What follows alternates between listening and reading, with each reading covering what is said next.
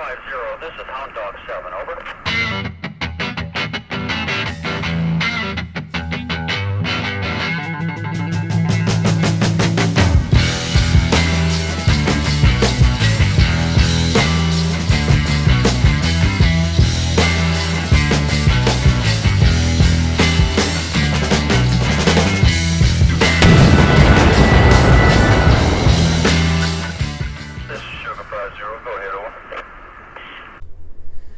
Welcome back, boys, to the second round of the Pav Cup. Here we've got ROFS versus the Six tonight in an absolute belter. I'm sure it's going to be a really, really interesting match. Both teams coming off of victories in the first round, so yeah, we'll get to decide who's top of the table tonight.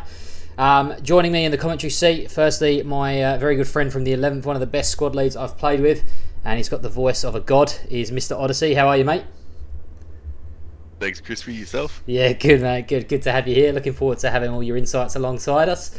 And joining us from the TFMC side, he's an absolute weapon with the Rockets, I hear. He's Johnee Baby. How are you, mate? Very good, thanks, mate. Happy to be here. Excited to see the match. Good. And as always, my good mate Frankie boy. How are we, Frank? Good, mate. Not quite the voice of a god that we've got over there sitting here with us is Odyssey, but I'm excited for this match. Can I tell you why? Can I tell you quickly why I'm excited for this match? Fire away, mate.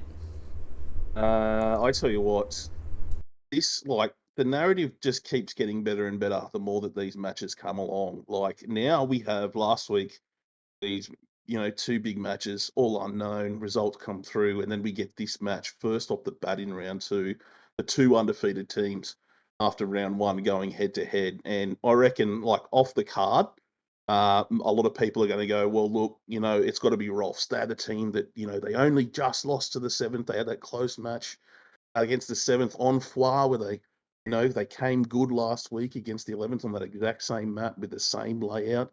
A lot of people will be saying, yeah, ROFS are going to win this one, but I think the 6th secretly like that, boys. I think the 6th are probably sitting there thinking, you know what, we've got some stories to tell still. We've got still got some stuff to prove. I felt that against them last week. They wanted to prove themselves, and I think they want to keep proving themselves. And what better way to do that than going up against ROFS in this situation? And depending on what the map was, it's going to go either way. And I will throw it to you guys in a second. But I had a lot of time to think about this today as I stood out in the sun and lost an awful game of cricket. Plenty of time to think.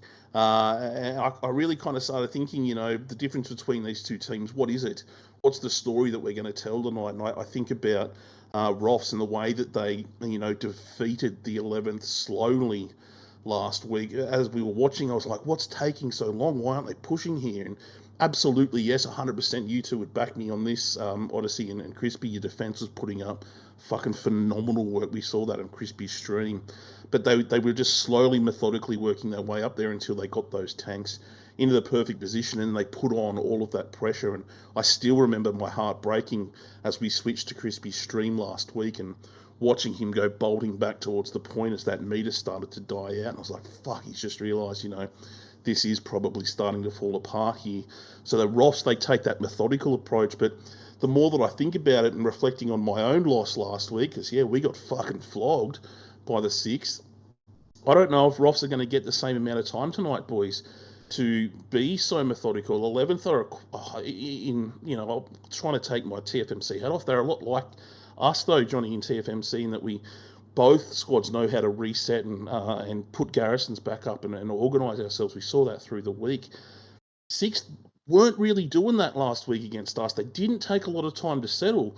They were pushing on. As soon as they capped, they had a presence just beyond the midpoint cap at Distillery. They were putting pressure there, so there was no time for the reset. And then automatically, then with their tanks that they're known for, and Malarkey's always been known for using his tanks, they were able to push up and they were able to contend. And so what I think we're going to see tonight, without going on too much, is the obvious pick for the average punter, the average bloke that's watching this back now, is going to be, ROFS are going to win. But I think on the slight chance there, depending on the map, 6 might surprise them a little bit with how quickly they move. And then you add into the fact of old mate Lobby, who got himself, the star player there, and what he was doing behind the lines, wrecking our Garrison's, I remember watching that back thinking, oh, fuck, you prick. That's why we couldn't get a foot back in. So if they use that tanks right, the 6, and if they keep that high momentum pressure going on there that I haven't quite seen from a Malarkey-led group, I think we're in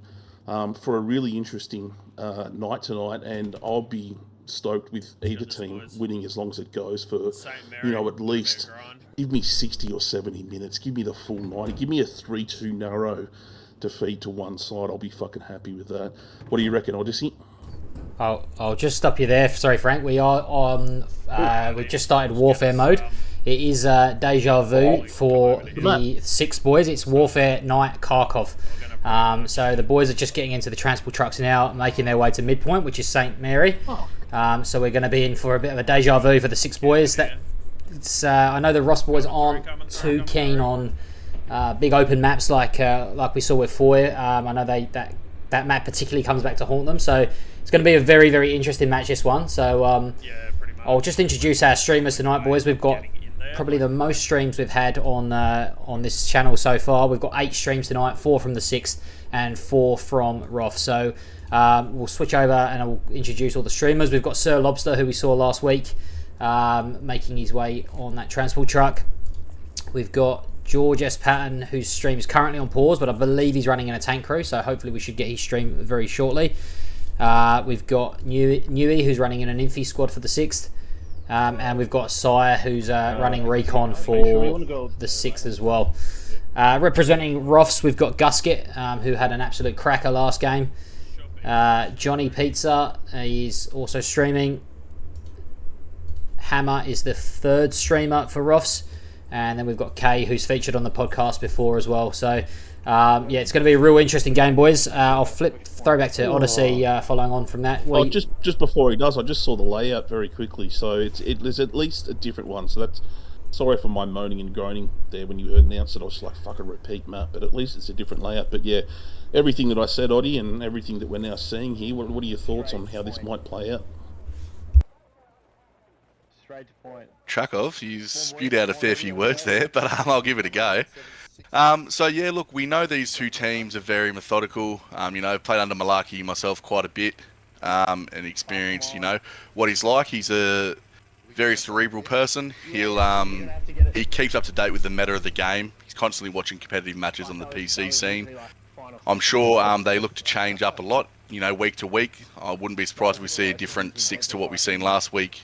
In certain aspects, but as you said, ROFS, their infantry are probably unmatched in the Oceania scene. They're an incredible team. We've come up against them, a few times, and you're always in for a fight against ROFS.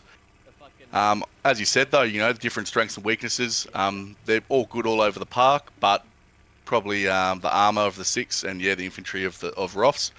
As you said, I think probably a competitive match, and I'd like to, as you said, see a 3-2. Yeah. Feel free to go ahead. That's my part. Awesome.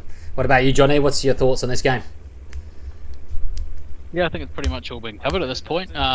Interesting to see a night snow map in. I do agree that big open maps aren't always great for obvious clan wars, but Kharkov has good cover around St. Mary in the middle with buildings on both sides of the road, so should be some interesting angles of attack, I think, from whoever ends up attacking the centre cap.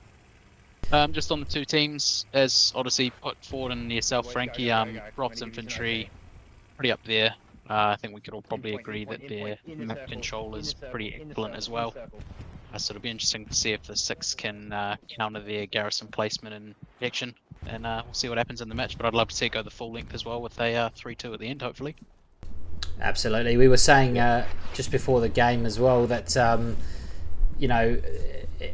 different teams have got their strengths. ROFS are renowned for their infantry, and the 6 are renowned for their armour. So I think Kharkov's going to be a great game. And we were hoping for a fight over Chapel, as we know, as the midpoint on Omaha is always a very highly contested midpoint. But I don't think we can complain too much with St. Mary as the midpoint on this one. So we should be in for a good battle here, boys.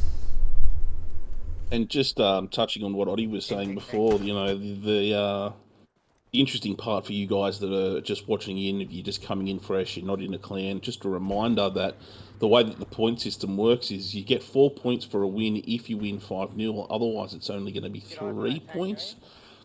So if one of these teams can take a 5-0 win, that's sitting on 8 points. So that's going to be playing, I reckon, on at least the commander's mind at the back of the, thought process tonight. So, pardon me, we'll see how we go. I'm going to tune into the streams, boys, so have a chat amongst yourselves, and I'm going to see what's happening here. So just as we approach just over the 5-minute mark, it looks like ROFS are going to secure the point here. So they've got initial control of that midpoint. So let's see, obviously, how they set up, and hopefully the Six will throw something their way, no doubt, very shortly.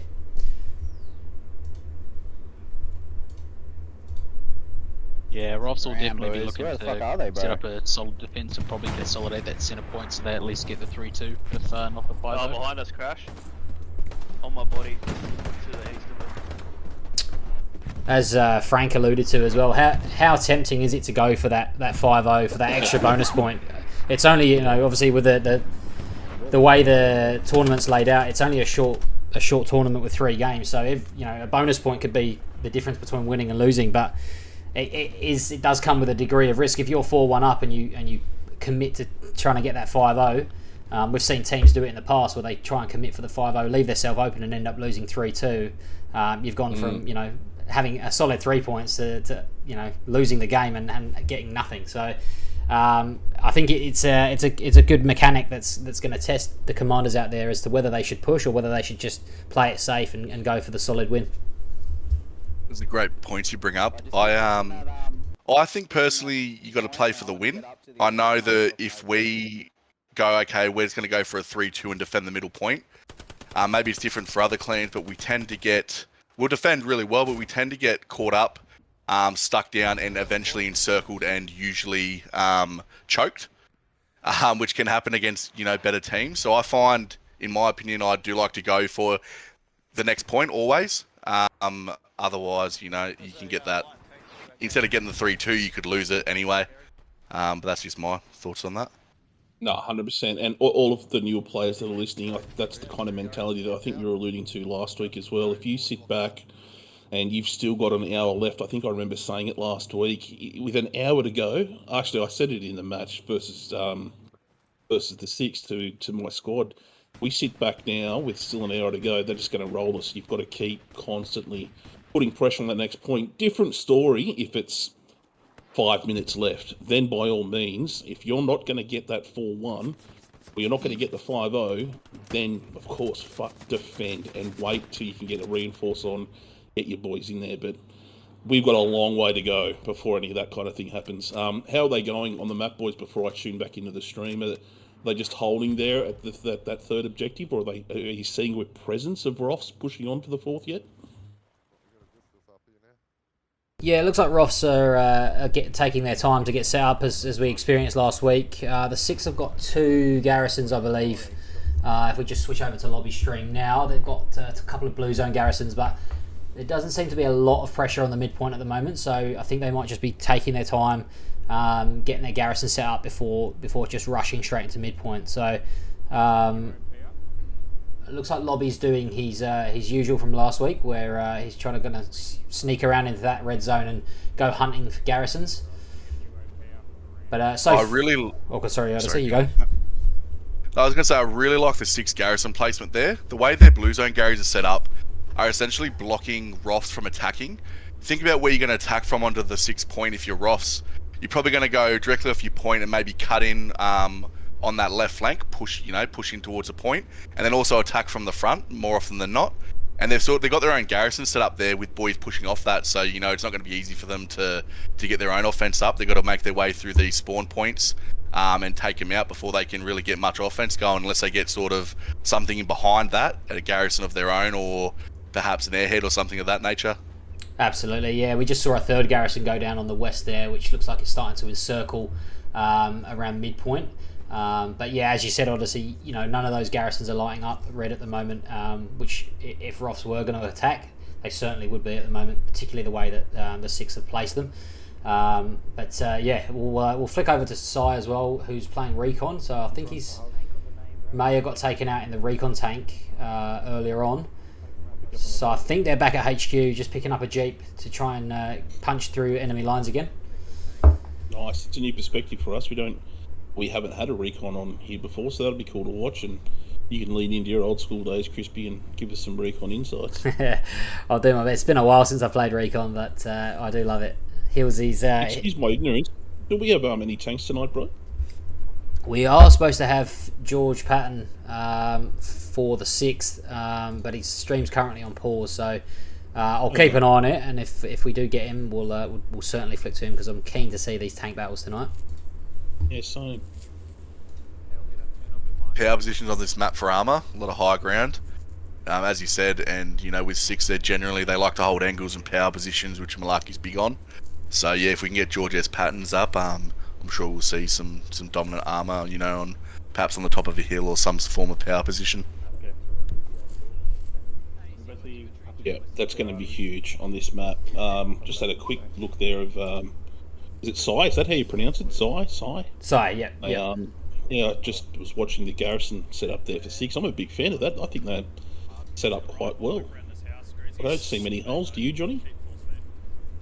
Nah, Odyssey covered it off pretty well with how they've cut off most of the ROFS direct frontal attack, and if they were going to scout out to the west, they've got a Gary well out there too.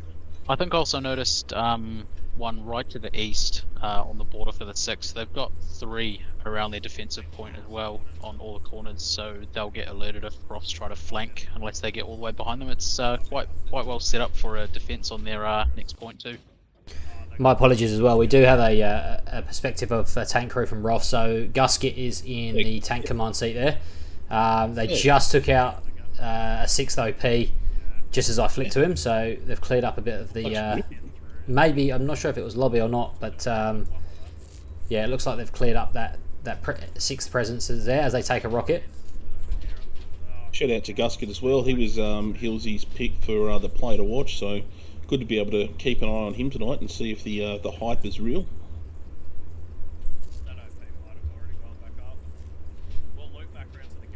Map, they've brought in the fog as well, so it really limits, what is generally an open map. It really limits your sort of view distance. Things like an airhead could really go unnoticed, especially if you, perhaps you usually throw a recon over. Perhaps if you skip that and are just sort of confident in your placement, it may go completely unnoticed with that fog and good placement. Yeah, for sure. We can see on the map here from Johnny Pizza that West Garrison south of the point is starting to go a little bit red. So I'm not sure whether it's just gone locked out. So I'm not sure if that's Lobby doing what he does best or whether that's going to be the 6th Recon team. We'll flick over to Lobster.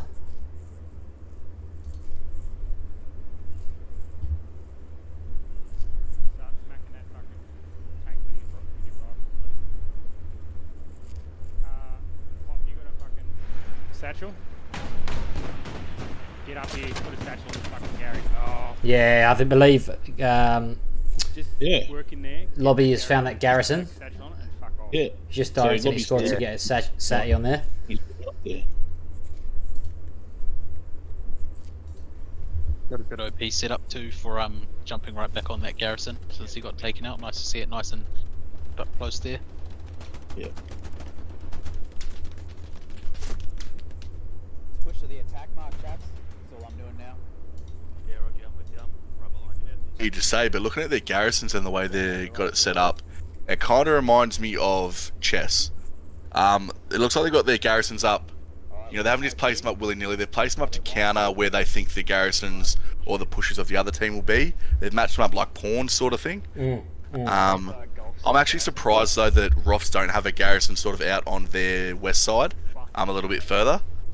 But it looks like 6 have gone for something you'd see in chess more like, and it seems to be working really well. They've found a weakness in that west side as well and pushed their own red zone Gary up and got their OPs up and got in behind them. Yeah, absolutely. That west side is definitely open for ROFS there at the moment. The left side of the point. Left. Yeah, left. Yeah, left of the point. 100%. I was just thinking that too. Yeah, and I think that's where Lobby has been able to take advantage of that and sneak around to that back Garrison. Had they had a forward-placing West Garrison there, I think, obviously it would have lit up, suggesting where they're pushing from. So, yeah, he's managed to sort of sneak around to the back of the point there without being detected. So I think their Western sector control is really going to have to come in, do wonders for them here. A lot of players would be looking at that are new to the game, thinking, what would be the point putting your Garrison that far out wide? Odyssey, do you want to explain what the benefits, in addition to what Crispy's talking about? It's a beacon, so when we say that, it's if it lights up, well then we know that they've got a presence out there. But is there an advantage to putting a Garrison on that other side of the map, even though the next objective's out on the right hand side? What's the benefit for the team that put the Garrison out there, in addition to it being a beacon? It's probably one of the least likely ones to get located, sort of out in the middle of nowhere. There's not necessarily, unless you're flanking, a reason to be out there. And even if you are flanking, it's very wide. So, it gives you usually you'll push in a bit closer, but it gives you that other option. If you want to take a really deep, wide flank, it's always out there. As you said, it's a beacon, and just gives you more options. Options are never a bad thing. Also, worst case scenario on defense, at least you got something out there. If you lose your ones around the point, it's not ideal, but it's better than nothing. For sure. What do you think? What about you, Johnny? Yeah, I pretty much agree, to be honest. Just a great indicator of what might be maybe an airhead's gone down and a big push just coming from a direction you might not otherwise expect. And it's been covered off really just Garrison that's deep is better than no Garrison at all, yeah. Absolutely. And not only have the six started to explore that western side, but they've actually managed to get a blue zone western up and a red zone up. So they've completely taken advantage of that sector there. And yeah, so far, ROFS, I'm not sure if they're aware of where the push is coming from at this stage. I'll go two things. The first is just a statement that this comes back to what I was hyping up, ROFS and in particular Rum for that sector control. So I'm quite surprised that they've left this open, this pretty key sector, even though, like we keep saying, it's not on the right side of the map. But if you're going to control and you're going to be methodical the way ROFS were against 11th last week, you should probably have a presence out there. So we've got to find out why. So my question to you boys is there an armor element out there? The six got armor rolling in. I know we've lost our sixth armor, but is there something going on out there that's preventing ROFS from taking care of that? Is this what, Malarkey said it so much last week? Is this a micro battle going on out there on the left-hand side that's, that we need to focus in on? What do you think, boys? Crispy, can you see anything? Yeah, interesting. I haven't seen any tanks. I mean, I know we had George lined up, but I haven't seen any enemy tanks. Just as I say that, Gusket takes a shell to the arse. And I think it was just AT behind them, but I haven't seen any of the six tanks yet, so I'm not sure if they're going to wait and do a bit of a combined push together, or whether whether they've just been so elusive that we haven't seen them on the map so far. Gusket just got fucking wrecked, didn't he? Why aren't ROFS getting out into that sector? Spitball here with me, Odyssey. What's the problem? Why can't they control it out there? Too good of a team to just be ignoring it. All I can say is, perhaps they didn't focus on it overly. Six did, and now they've got a tight control of that sector, and it's hard to choke them out of it. That's all I can think it would be. Yeah, true. What do you reckon, Johnny? I reckon that's pretty accurate. Yeah, I'd agree. Six have an alarmingly good garrison set up right across the ROFS main push to the northeast of St. Mary there. Multiple garrisons to cut off pretty much any angle. I'm definitely a bit surprised by the possible lack of ROFS attacking garrisons. Again, I don't really know what their plan is, but just seeing that one garrison out the front of St. Mary and the one that's to the southeast, there's nothing really out to the northeast to kind of contest the next point. But as Odyssey said, too good of a team to ignore the fact that they've been locked out of that sector. So I wonder what the plan is, and it'll be interesting to see how it plays out. Thank you. Yeah, I think we've got an arm wrestle on our hands, gents. This looks like it's going to be an absolute pisser. It is good to see they've finally got something in the red zone in terms of a garrison and an OP ROFS. It's taken some time. We'll see if anything comes of that. But as you've seen previously, 6 Garrison placement it's impeccable. I couldn't pin a hole in it. It's covering that full west side. If they were to flank, you're not going to sneak through there. If we can view a 6-1 maybe, you're not going to sneak through there without alerting them. They're going to instantly send back probably a couple squads, maybe one to each garrison, close in on you and clear you out, and then go hunting for your garrison. But at least ROFS have something going, and maybe they can make something happen with it. Put a bit of pressure on the point. Yeah, it's interesting. They've ROFS are focused on that west side as well. They've got that garrison nice and deep in the red zone. So it's going to be, as we said, a bit of an arm wrestle here. We heard Malarkey say it so well last week as well about he's not necessarily too fussed about where he puts his garrisons as long as he's got 8 up. He just aims to have 8 up at all times, and I think that just gives you, as he said, it gives you options. So even if they're not perfectly placed, you've got if one garrison goes down, you've got 7 others to choose from. I get the feeling that maybe ROFS are being a little bit picky with their garrisons at the moment, but whereas the 6 have just gone, sod it, let's just get 8 garrisons up and we've got options, and they just so happen to be really, really well placed at the moment. I just was watching Lobby as you guys were talking, but I came back out in case I needed to jump in. Did he get that supply truck that he was aiming at? Did they get rid of the driver? Maybe you guys don't believe so. No, I stopped focusing on it. I did see him fire at it, but I don't know if he got the shot or not. Just even the fact that we're seeing a supply truck. Yeah, go Johnny. So I was going to say, I think he missed the supply truck took off, but he's got a really good defensive OP placed down now to try and get around and get those blue zone garrisons, which he does so well. Yeah, nice. Just the fact that they're sending a supply truck out there means we probably do have a bit of a fight going on out there, and there's a stalemate on the other side of the battlefield, boys. I've got a question for you, Johnny. So, sorry, Frank. Knew he's just about to take out the recon here. Usually run in terms of TFMC, usually on defense or offense, or switch around a bit. No, I primarily play our little anti-tank squad. I won't give too much away about that, but we have pretty dynamic squad set up in TFMC. We don't really concentrate on the attack or defense specifically too much. We kind of just swing go where you needed. Yeah, nice. Now, in regards to ROFS, it looks like a lot of them, apart from that small team that's in the red zone with that Gary up, are focused on defense, which you want to hold the point. But it seems like they've got bogged down, and they're not really, it's easier said than done, but they're not committing really any, substantial force to offense. Now, maybe it's only 1 or 2 squads, but if they can't get any pressure on the defensive point for 6, it just allows 6 to really just control the match, and eventually I can't see any way out of it for ROFS if they don't get some offensive pressure on the next point. Like, if you give 6 all the time in the world, it looks like they're just going to gradually choke them out. You really need some offensive pressure on that next point. I know for us, we always try to do that. It's easier said than done, but you got to think as well. If you got everyone on the point, they've probably got no defenders back there if you haven't put any pressure on in the last half an hour. So just something maybe worth a try. Yeah, I've got to agree with that statement, to be honest. Some of the biggest chokings out that TFMC have had over the last couple of seasons of TPL and Summit is just getting choked down on the centre. Or taking the centre first, and just the lack of offensive pressure means that you're not meeting the next team at the blue or red line, and you kind of leaving them in a bit too far.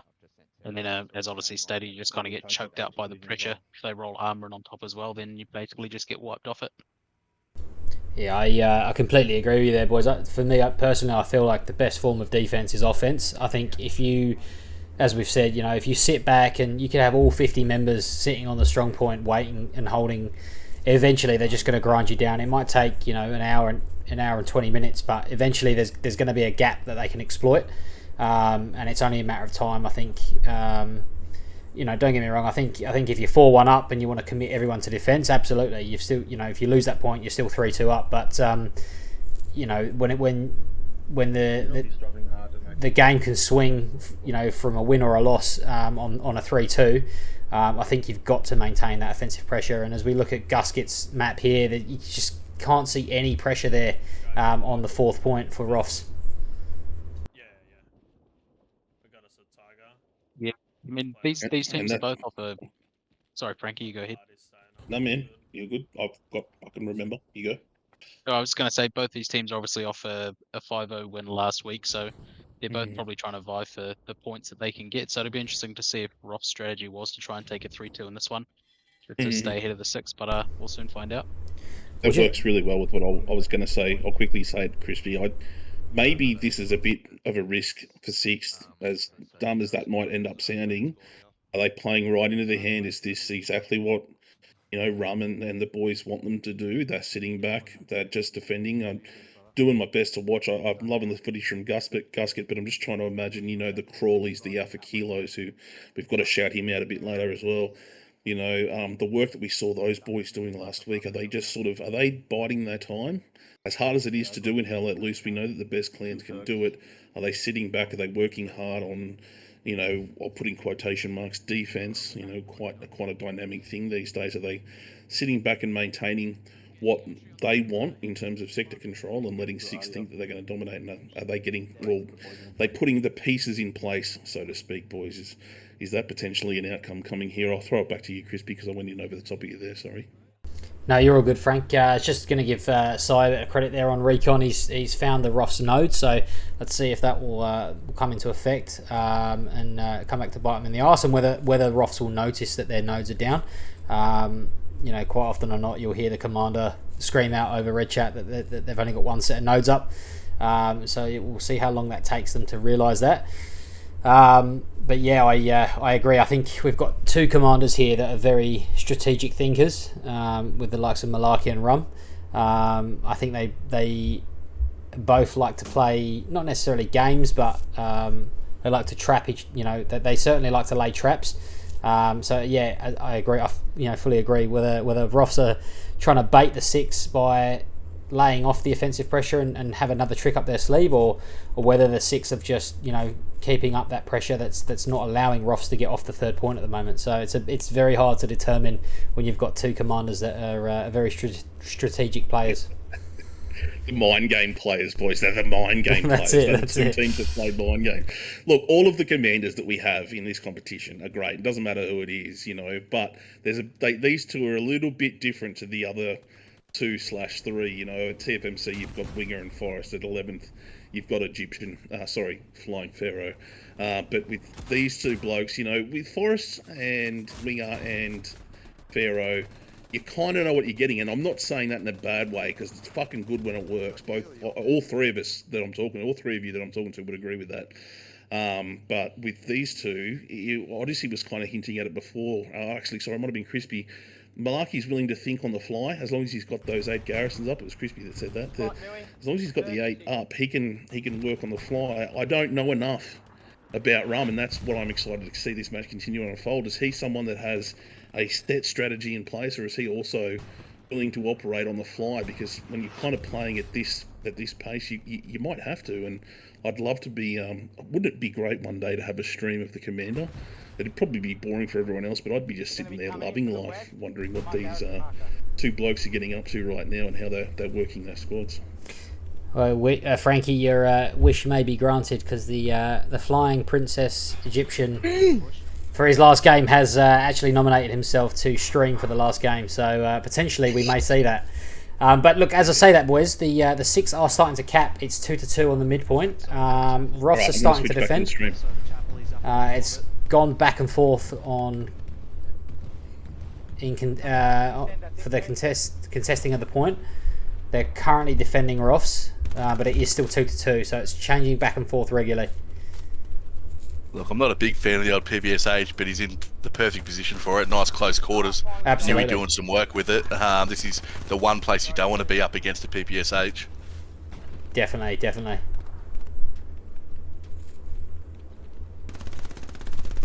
I knew that's what, 4 fellas down. Still inside there. Doesn't look like they even know he's in there at the moment, or exactly where he is.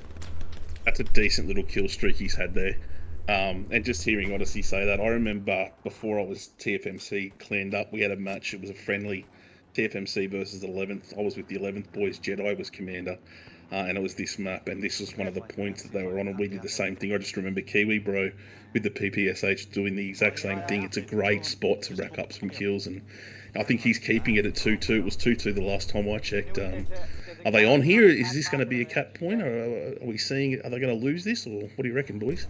It's currently in favour, 3-2 to ROFS, and they've managed to defend it. So there's still a bit of pressure. We'll switch over to Johnee, who's got eyes on a tank. He just missed just came up short with his rocket, but it looks like one of the other ROFS boys has managed to take it out. So hopefully that gives ROFS the breathing, the space they need to move. But Newey is absolutely carving up at the moment with his PPSH. He's still going. I think he's on about a 6 or 7 kill streak at the moment. He's doing phenomenal work here. This just shows what one quality player with good positioning can do. Apparently he's a real young bloke too, Odyssey. I don't know if you've played with him before. I've played with him a couple of times, but not much of a chat. But apparently he's a young bloke and carving up here at the moment. Far out. Absolutely, a good young fella. Good reflexes, obviously, as you've seen. Probably one of those good COD plays if he decided that's what he wanted to do. Might have even come from COD. And the point is certainly going back and forth here. Sorry, Johnny, to cut you off. That's right, mate. I was just going to say I definitely agree that this is one spot you do not want a good player with a PPSH, and he is just dug into that church, and they cannot get him out for the life of them at the moment. Certainly, we're seeing the point go back and forth at the moment. He is still. I'd love to see. Oh, he gets domed there, just as I say that. But absolute incredible work by Newey. Awesome. Well done, Newey. 10 kill streak. Impressive. 10 kill streak, was it? At least. That's a highlight. 2 squads for them. That's phenomenal work. Maybe a chance of the star player going to old Dewey. You watch, he'll probably jump in the comments and complain that he couldn't see it clear enough. He was one of the boys that was having a soot through the water. Mate, great work, Dewey. Big shout out to you. Just to touch on that, Frank, boys, we've certainly heard your feedback and agreed that it was a little bit difficult to see. So you'll notice we have made it full screen for you now. So hopefully that makes it a bit easier viewing. We are limited as to how we can produce the quality of these videos because a lot of it does come from the streamer itself. But we'll certainly do our best to make sure it's easier for you to see. So hopefully this will be the fix that you boys need.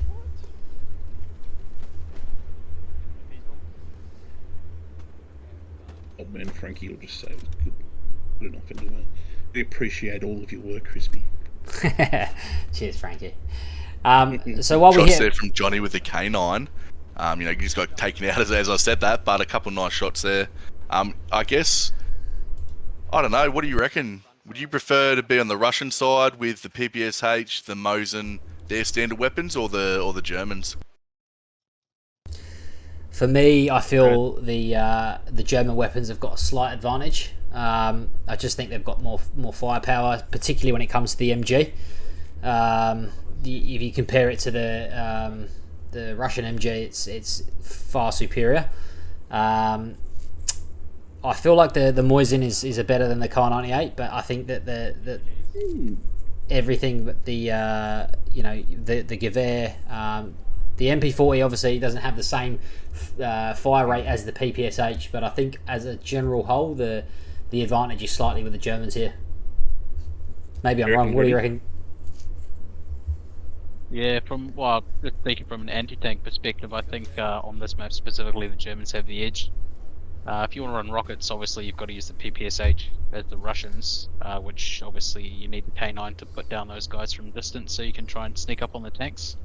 And it's great to see Johnny really highlighting the great use of the K9 earlier. I think he was teamed up with another anti-tank ROFS player when Odyssey was commentating on his gameplay. But yeah, I think the Germans definitely have the anti-tank edge on Kharkov at least. More and more clan reps are saying the Russian maps are going to end up becoming competition maps. This is better than Rebargan by far with the shit that goes on that fucking map. I think it balances it out quite well. The only thing that I first went to, and I don't know if it's allowed because we're talking mainly infantry, but at the end of the day, the thing that works really well for the Germans is they've got the better tanks in this scenario. So that might be something worth considering if it comes into play. They haven't really... Gusket's doing great work, but we haven't seen major tank battles going on yet, have we, boys? I don't know. So just as we hit under the hour mark, boys, ROFS is starting to cap the 4th point.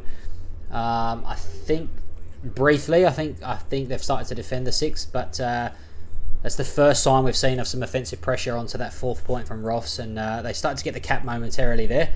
So we'll see if they capitalise on that and whether that pulls back that 6th offensive on Saint Marie.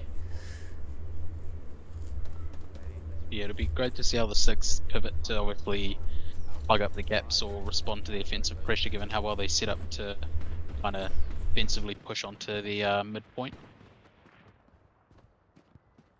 So that's very impressive by ROFS. I mean, I know they haven't capped it or anything yet, but just to sort of take out a bunch of those Garrisons and find a way in on what was, pretty dominant positioning of Garrisons and men from the 6, it's nicely done, and I guess we should expect that from these 2 high quality teams. But I'm sure 6 will bounce back and get their Garrisons back up and hopefully defend the point. For sure. Now, boys, just as we're just over a third of the way through the match, I do need to give a bit of a shout out to one of the ROFS players. I know that they were taking this game very, very seriously, and they've gone to a lot of prep into this game. I know that they were on the game an hour early. Some of them have even purchased some ROFS uniforms to wear alongside tonight's game. So there's one player in particular I want to shout out for probably the best uniform I've ever seen. So I just want to take a moment to appreciate Alpha Kilo, boys. What a fucking man. What a legend. What an outfit the man is in. The boots, the shorts, the shirt, the hat, the 4X on his head. I think the man is worthy of a shout out there. So thanks for giving me permission, Alpha Kilo, to share that with the boys. It looks absolutely unreal. So one of the best outfits I've seen for a Hell Let Loose clan match. What do you reckon, boys? It's a massive effort. Like, I saw the photo through the week because he took a photo of the shirt in the shop, and I was like, yeah, that's good, that's great, that's enough.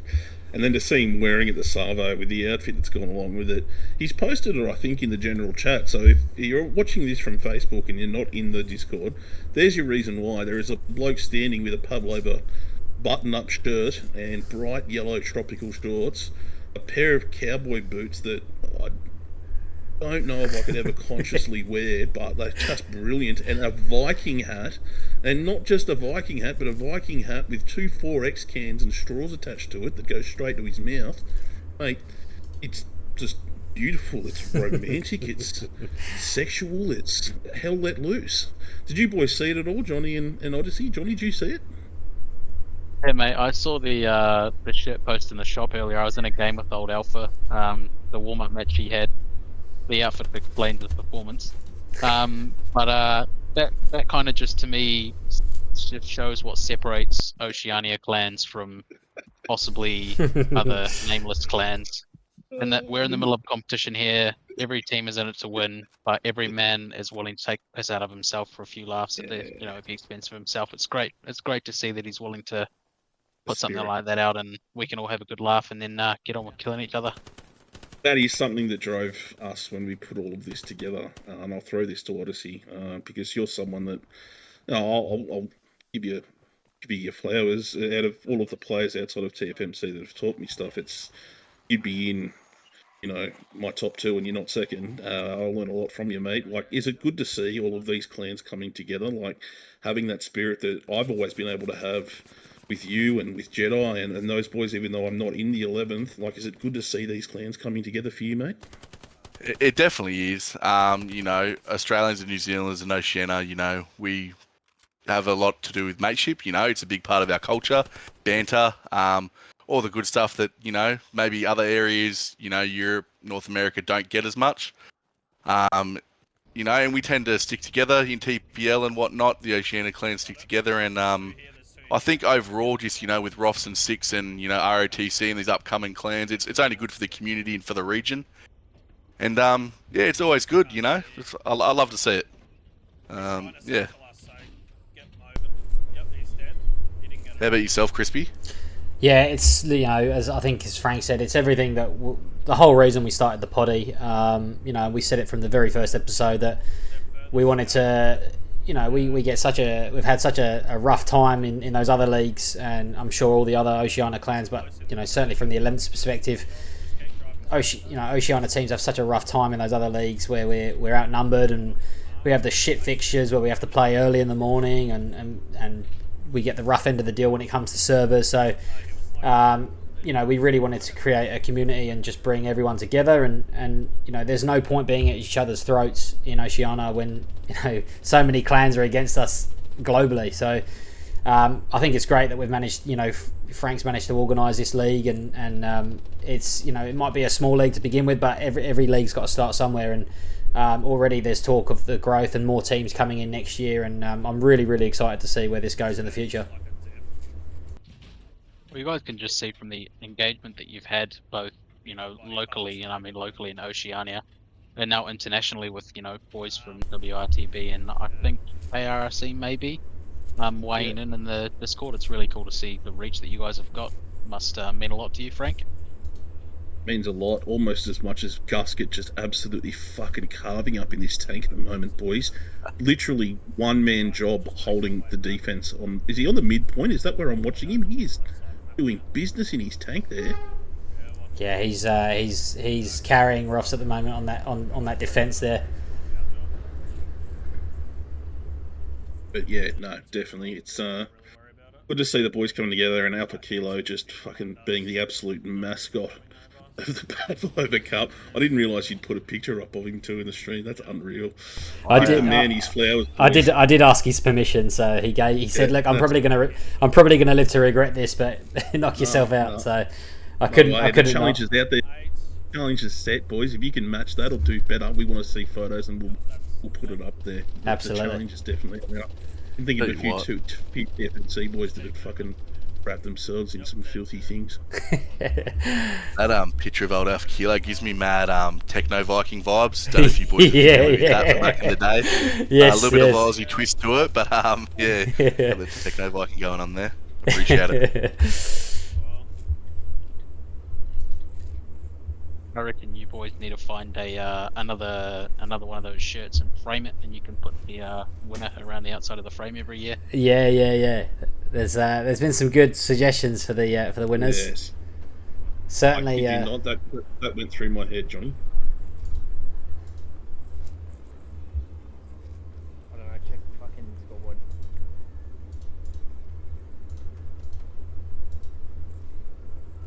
Just watching. Fucking who's that? Can you hear me still? Yeah, I've got you, Frank. Sorry. Yeah, I can still hear. Just watching Kay there before. I think Kay was pointed out to by Hildy. He's one of the expert anti-tank boys. So Johnny might want to keep an eye on Kay there every time he pops up in the stream. Yeah, I've been keeping an eye on him. He's been working quite closely with Johnny's Pizza a lot. It's good to see they're teaming up with the old Panda Shreks.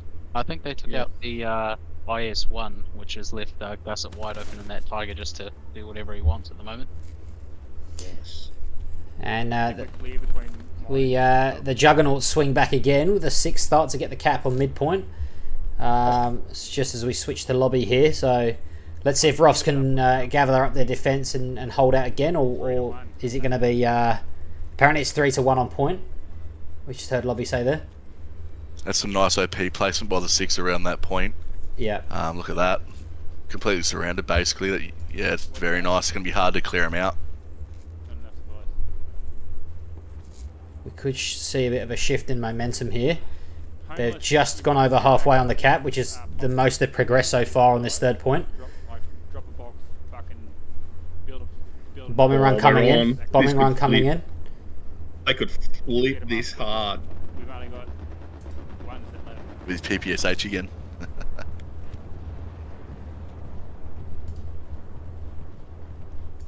Yeah, there's a massive push from the 6, and that's where those blue red zone garrisons come in so handy, that you can get a spawn wave off and have fellas in the 4 squares right at the crucial times you need them. Mm-hmm.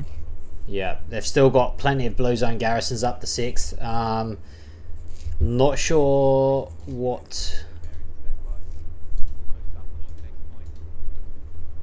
You can hear Malarkey there telling Wilco to start pushing the 4th point and putting immediate pressure on there as they stabilise the 3rd. So let's see if ROFS can get back. They have got a backup garrison on the 4th there, but it looks like there's going to be a lot of pressure going on there straight away.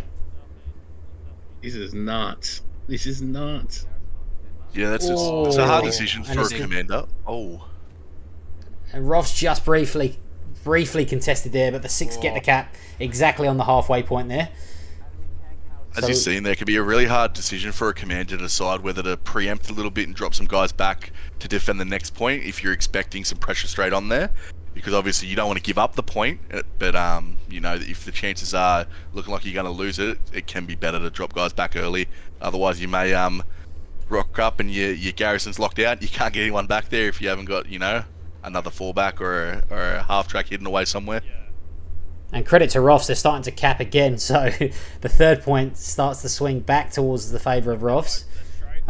We'll see if Malarkey pulls back his offence on the 4th point to stabilise that midpoint. Just as Johnee goes down. ROFS just lost a Gary. ROFS just lose a Gary behind them in the blue zone? I'm not sure. Let's have a quick look. It's a bit hard to see on Hammer's stream. They've got... Alright, I think Six are doing what I was talking about. I think they're fucking going for it here.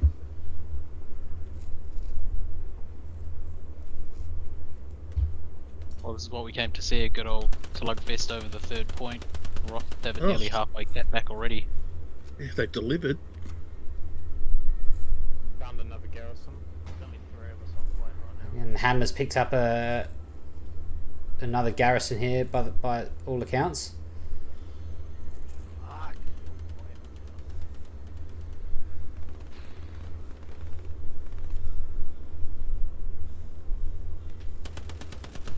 Some good work with the MP there.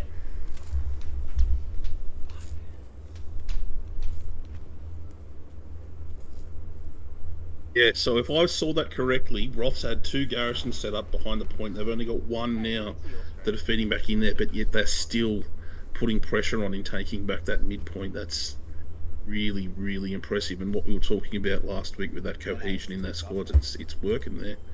Absolutely. They might be Their cohesion, feeling all right. their cohesion between their squads is, yeah, as we said last week, it's phenomenal. They work so well together, and they've just got that, you know, that whole squad cohesion. Doesn't matter if they're in, you know, the same chat. They just know when to work with each other. We saw it last week against us, watching back the stream between Dingo and Wampy. They just work really, really well together. Managed to take out the 11th Garrison, and just we heard it last time about playing your life and not necessarily shooting every person you see, but just staying alive, particularly as a squad leader, and protecting your OP or your squad's position so that you give them every chance that you've got. One of you boys that are watching a bit more closely than I with my crappy Optus internet, just check for me. I don't know if we might be giving them a bit more credit here than they deserve from ROFS. As much as they're working well together, I'm not taking that away. I can only see the 1 Garrison and I can't see many OPs, but is that just my dodgy internet? Can you boys, next time you see the map, see how their setup's going? Yeah. It's a difficult one to get. For me. They briefly open the map, so I can see 2 blue zones, east and west of the point. They don't have a central one, and it looks like the 6 are starting to defend now. So, yeah, I think that they're going to need to get, as you say, Frank, they're going to need to get another Garrison up if they want any chance of sustaining that pressure. They're pushing a lot on the west side, which is interesting because that's where the 6 originally pushed from onto St. Mary. Yeah, Rog, I can see they've got 3 set up now, that's alright. There's plenty of flares up for ROFS, so I think Hillsy's doing his work there and doing all he can to light up that point.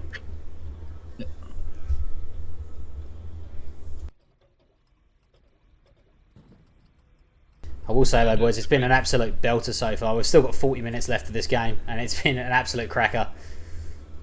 Not short of action, that's for sure. Has George Patton got his stream up yet? Yeah, they're fighting at the minute. Unfortunately not. No, he's still in the... I'm not sure if he resumed his stream or whether he's just dropped out. But yeah, it's a shame. I would have really have loved to have seen a tank perspective for the 6 tonight. Did send me a message, I'll check it for you. They just lost the Garrison again, Ross. This is... 6 are going hard here. Yeah, 6 are contesting the 4th cap. Yeah. I'm saying that ROFS are starting to take the centre back though, so still good offensive pressure on from ROFS. Supplies up here.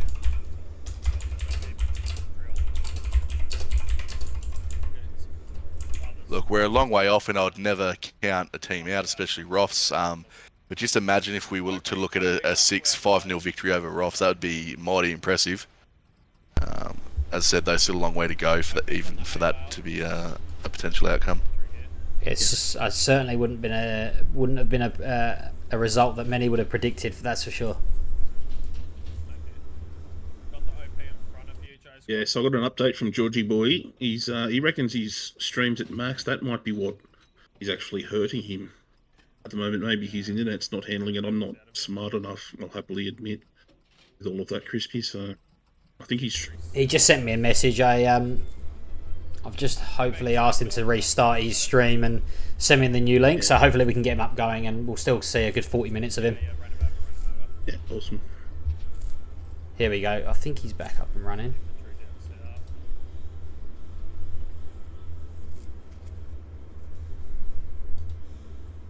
Great to see Garrison working hard and basically holding down that fourth cap in this Luke's by himself, more or less. Taking out a few outposts and a few attacking infy. Yeah, 100%. Gus getting Newey, getting my bad credit from the game. I don't know who'll end up being the star player because we don't see everything, but these two are the star players of the stream so far. I will say, from a producer perspective, it's so hard. You can see so much action going on between all the streams, but we can only watch one at a time. It's yeah. So apologies, boys, if I've missed any of the action, but there's just so much going on. It's very difficult to keep up with. We'll switch back to Newey because we haven't watched him for a while and see what kind of damage he's doing with that PPSH.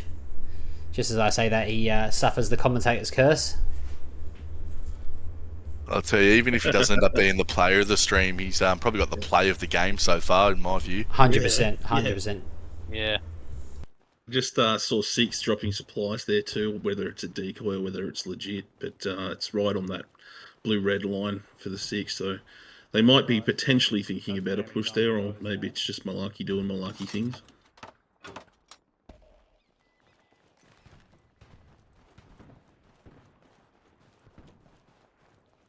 Got you, Gary, up.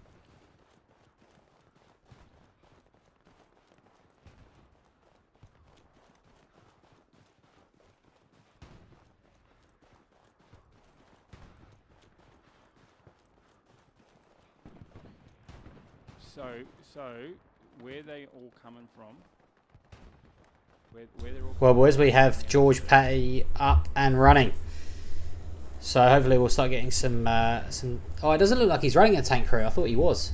Looks like he's in an infantry crew. Oh well. I was just looking at I don't know if you boys saw it, the 6th Garrison setup. They're doing what we were talking about before. They've got Garys on the opposite side of the map, so they're really doing almost doing a ROFS. What I was expecting the ROFS to be doing to them. Starting to strangulate and work sector control. So be very interested to see how this plays out. Whether ROFS can come back and delete those garrisons out on the left-hand side, or whether they stay up.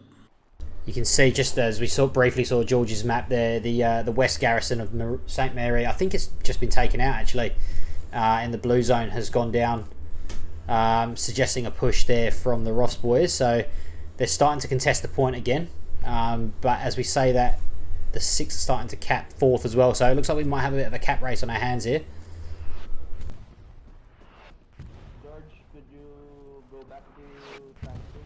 I'm moving to the point to defend, bro. I can redeploy. We're contested down here at the moment, though. We're defending. I know no one is commander here, and we're not going to pretend that we are, but Johnny, hot seat, and then I will throw to Odyssey. It won't just be you, but if you're in this position and you can see the cap race unfolding the way that it is, what's your thoughts with this much time remaining? If you're in that position, are you going to focus on defense, or are you going to push the boys onto the attack? Big call, no pressure.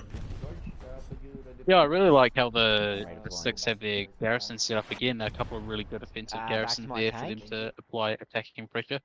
I really haven't played much Commander, so if I was trying to watch the cap race, I'd probably be going to make a cup of tea and see what happened, letting the big boys take care of it. And he's the biggest sitting on the fence I've ever heard. Odyssey, what do you do? Are you going to go on the attack here, or are you going to focus the boys back on defense and play conservative? Look, I love me offense. I'm all about it. Yeah. But considering the match so far, I'd probably be focused on my defense. But at the same time, I'd still be planning around offense, getting a quick change happening, get ready to pounce. But yeah, definitely focus on that defense. Still maintain some offensive pressure, of course. Yeah.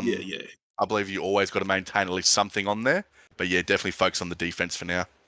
How about yourself, Crispy? I mean, for all the times I've played Commander, which is once. No, I agree. Honestly, I think particularly if you're ROFS, you know, you've got to focus on, and look, even for the 6 as well, I think you've got to focus on the defense. But absolutely, you need to maintain that offensive pressure. I think you can at least leave a squad up there putting some pressure on, but you can't afford to just go, okay, boys, everyone back, stop our offensive pressure, because then there's nothing protecting your garrisons or your attacking blue zone garrisons. And if you start letting the 6th walk off of their 3rd point, they start to clear those up. So I believe you definitely need to have, you know, at least a squad or 2 still maintaining that frontline pressure.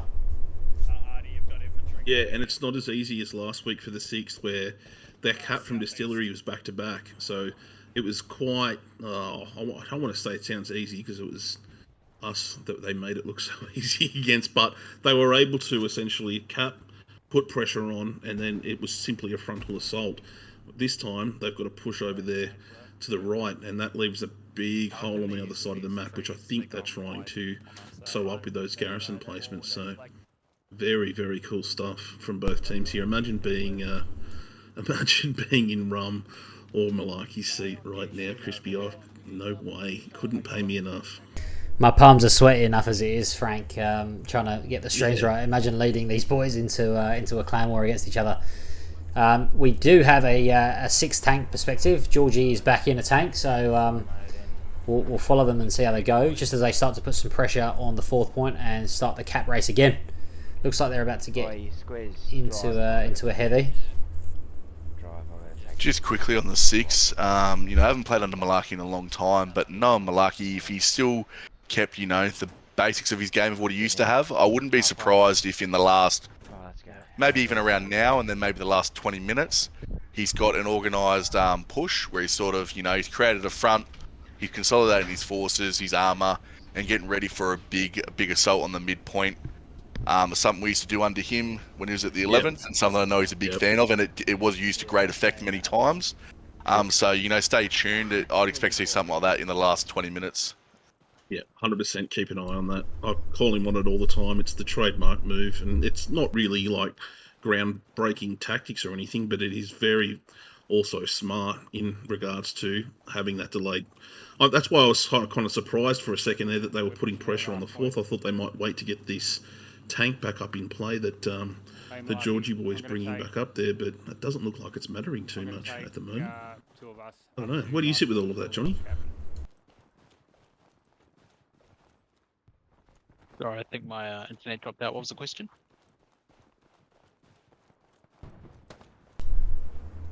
Sorry, I was watching the stream. I had to come back out again. I was just sort of saying, you know, are you surprised that they're putting this pressure on when they haven't got a tank in play and they're still bringing a tank up there, or is it kind of what you'd expect? I don't think you played last week, but when we do have matches against the 6, they do tend to move things quite fast. And what Odyssey was sort of saying was, you know, Malarkey is a big fan of bringing those tanks up and putting a bit of pressure on.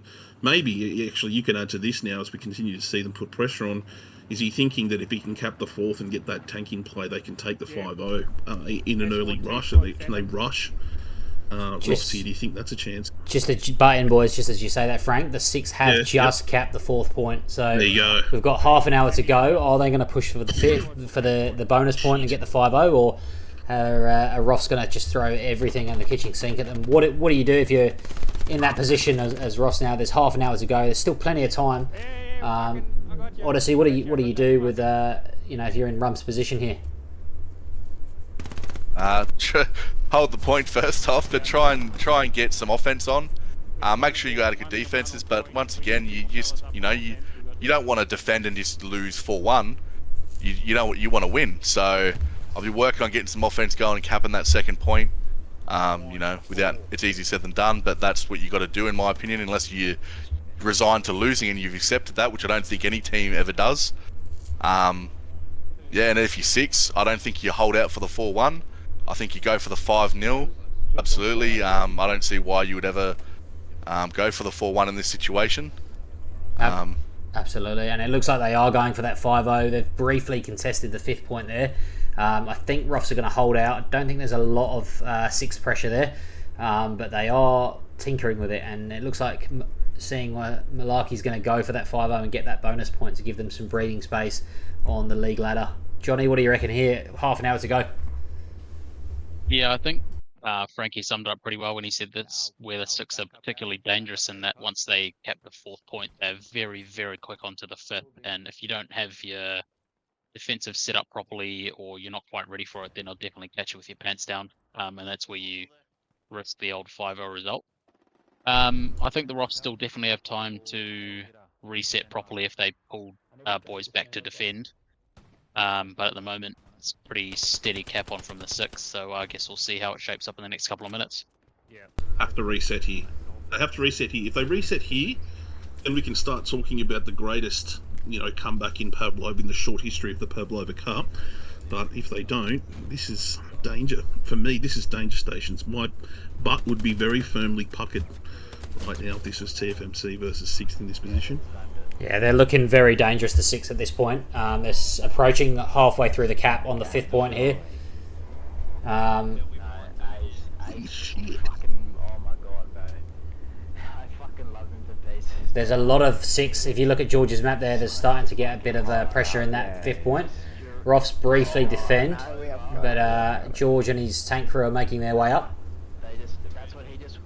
Yeah, ROFs still have time if they can manage to consolidate a good defensive position to push back out and possibly at least flip this back into a 3-2. But obviously, once you start losing that final cap and you're halfway through losing it, it becomes harder and harder to reset the more of the enemy team that make it into those 4 squares. Is it 28 minutes to go? Am I reading that right, Crispy? 28 minutes to go, yep. And as we can see, again, it seems to be that west side that ROFs are having trouble with. They haven't got a forward placing Gary there. They've got... on the east side, they've got 3 Garrisons set up really nicely, but they've got 1 on the west side, but it's just a little too close to the HQ, and it's not close enough to the enemy front line, and I think that's where the 6 are going to be pouring in from. What do you reckon there, Odyssey?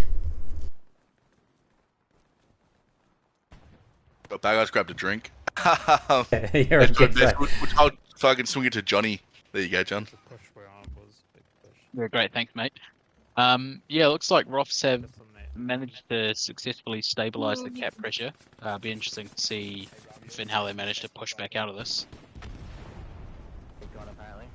Oh, man. Let's see if it pays off for him.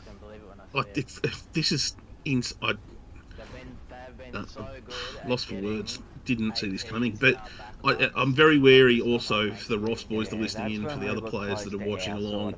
That's the narrative that we've created. This is just from what we've seen, talking about that west side and why ROFs have really struggled to capitalise there, and hopefully it's something that we can talk to them about in the interview. But there's 1,000 things going on at work at the moment that we're not privy to, so this is just our perspective of the map, and it's an absolutely beautiful one.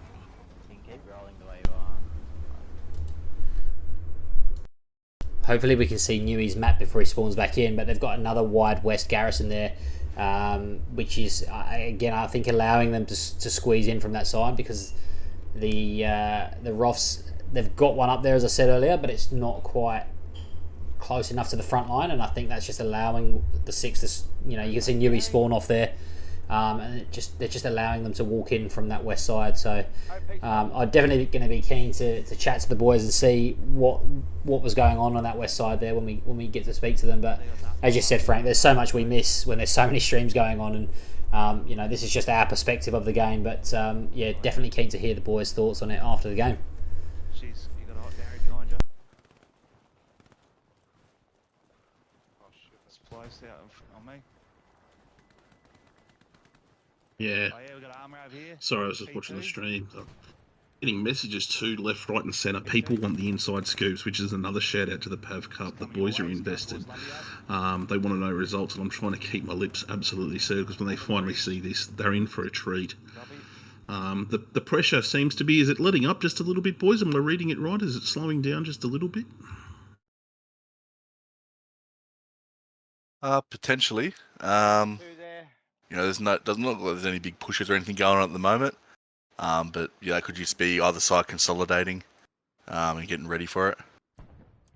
I'll tell you one thing, regardless of what happens, with the remaining time, this is a performance that the Six can be proud of. It's phenomenal. And I'm sure whoever is, facing ROFS next, I'm not familiar with the next person to face them. I'd imagine it'd probably be TFMC next week, wouldn't it? But I know ROFS will be looking to make his statement, so I wouldn't want to be going up against him.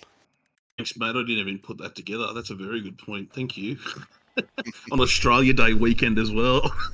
I think it's fair to say that both opponents of the Six and ROFS next week are going to be it's going to be a tough one. The Six are going to be coming off that momentum of that. If they do get the win over ROFS, they're going to be coming off cloud 9 with that momentum.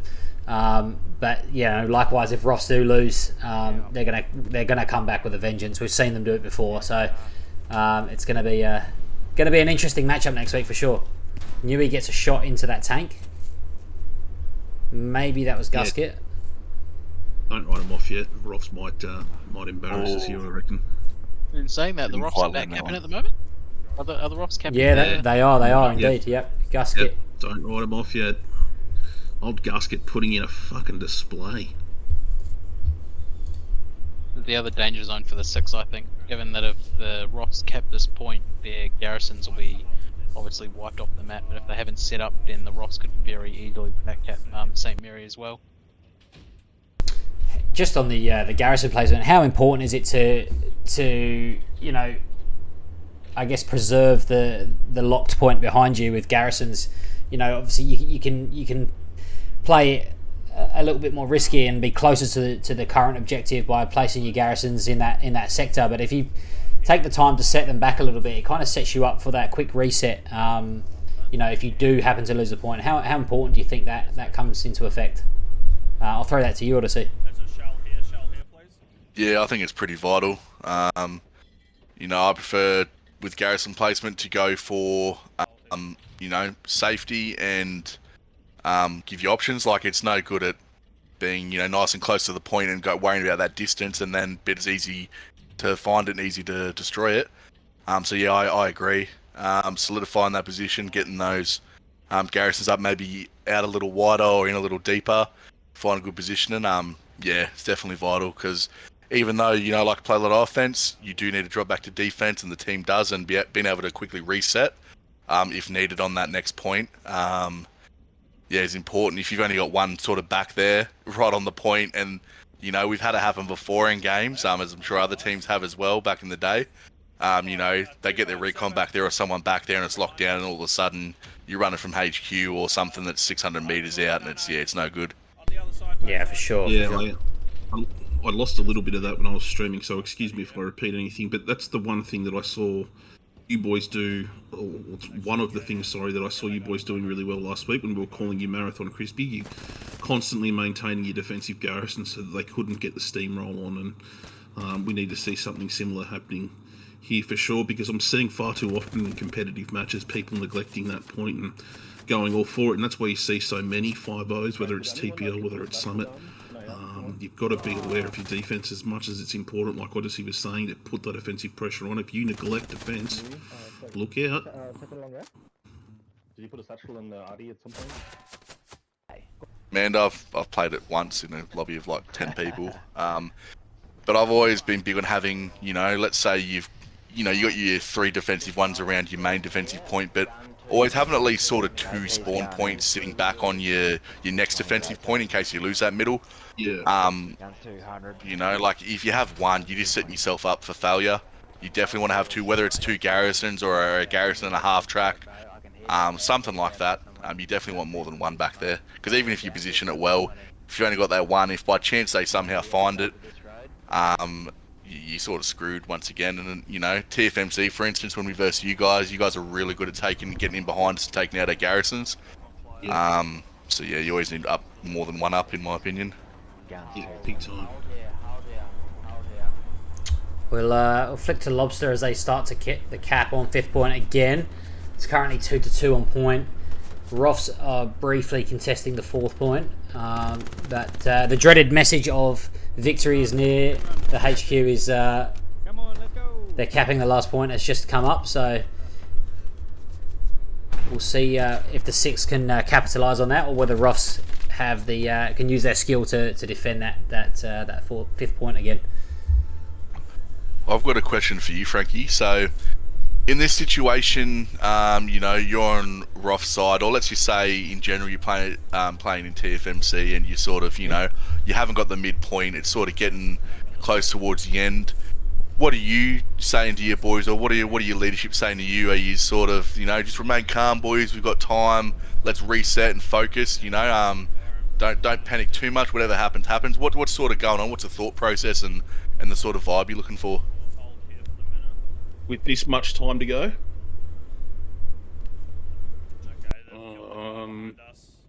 if it's this much time remaining and it's 3-2, yes, and I'd say this for both of you because I've played with both clans. The general message is stay calm, just from my grunt perspective. Obviously, I'm not in command chat, but I know if it was me, we got to start getting some butts moving.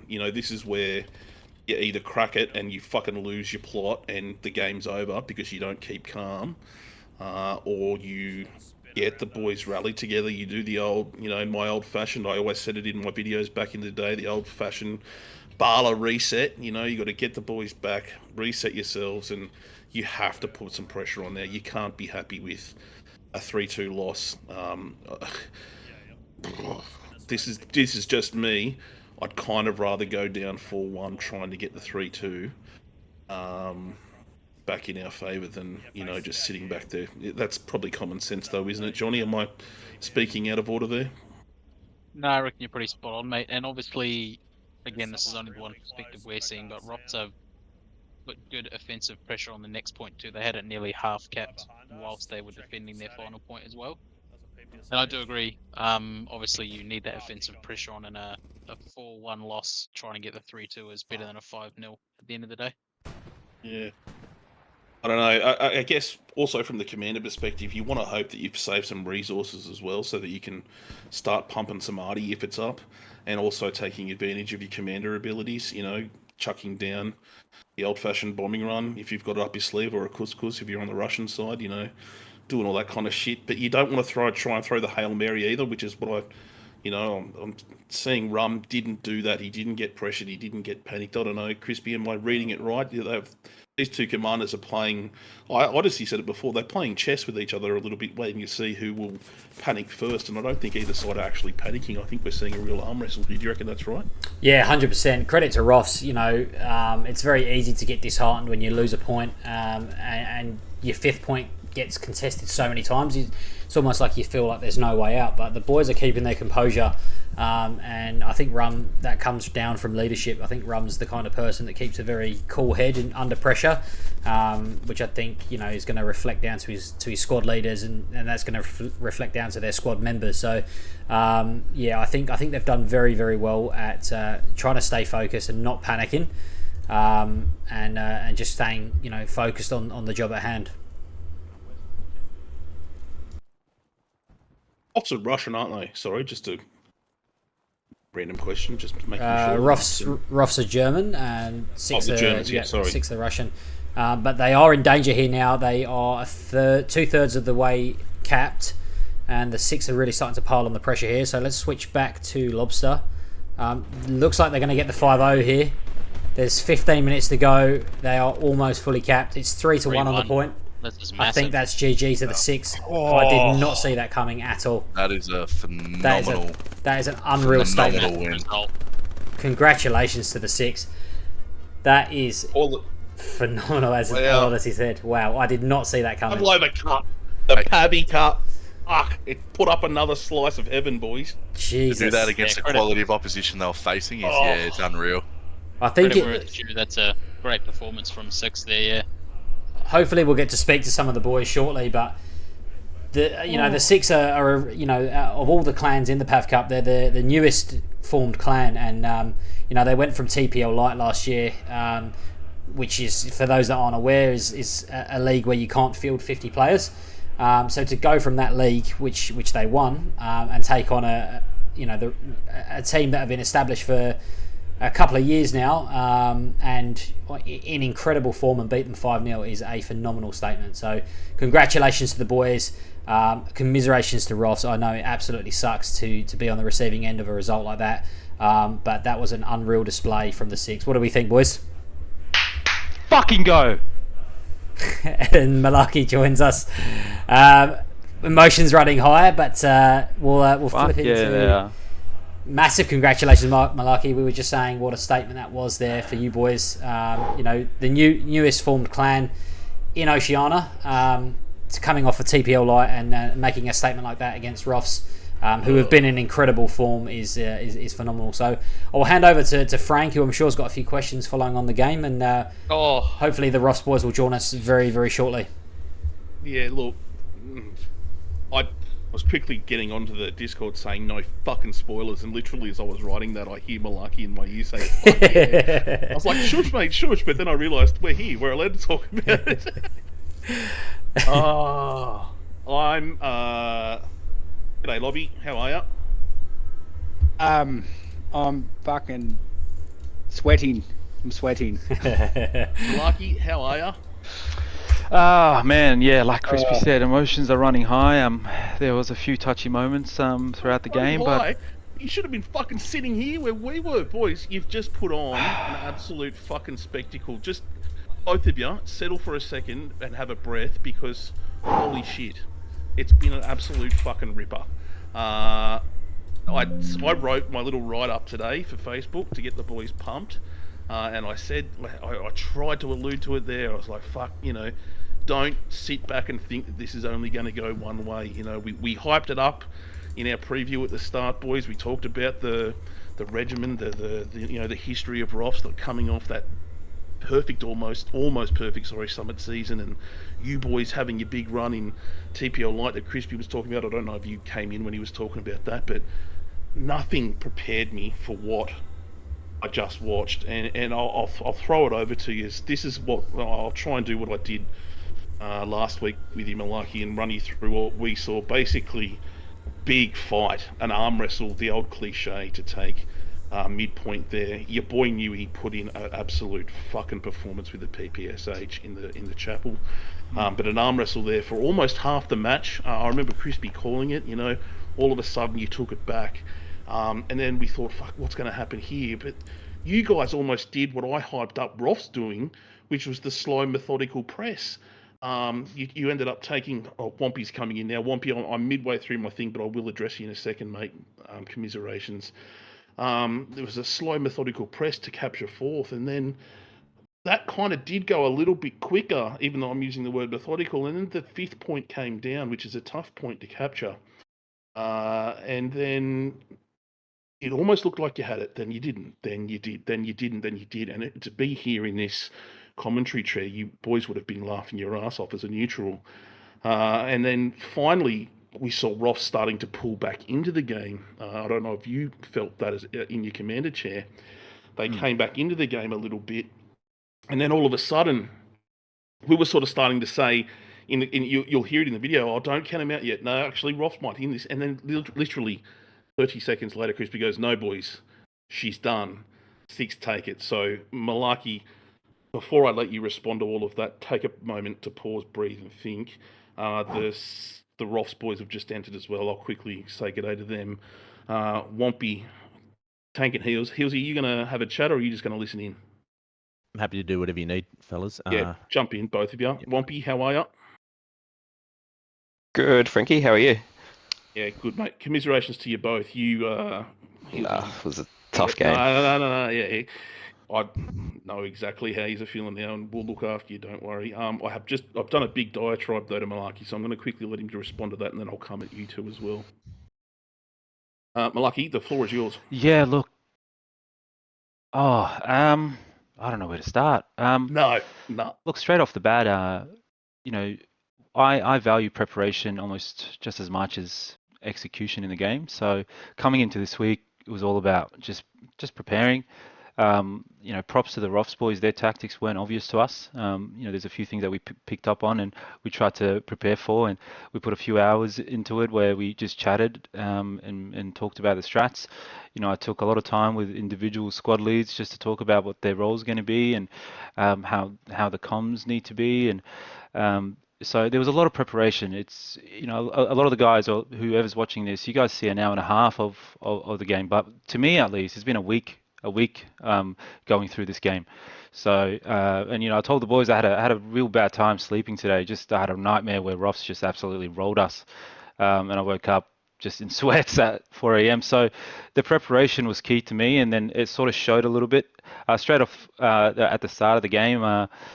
We didn't have the best start. The guys that were allocated certain positions were a bit confused on where they need to go, but we sort of collected ourselves. I died straight off the bat trying to get the first Garrison up, just getting run over by a supply truck. And that, I think, played a small part in just not capping the midpoint. I don't want to take anything away from the ROFS boys. The ROFS boys are just absolutely solid when it comes to infantry. And then, so it was just about making sure that our fronts stabilize and just keeping our backline at least under some sort of observation. And that just allowed our tanks to get involved. And once we got our front stabilized a few times, we were able to destroy their tanks. And then our comms sort of broke apart, and they pushed through the east side a little bit there. And then again, we just recollected, realized where we were open.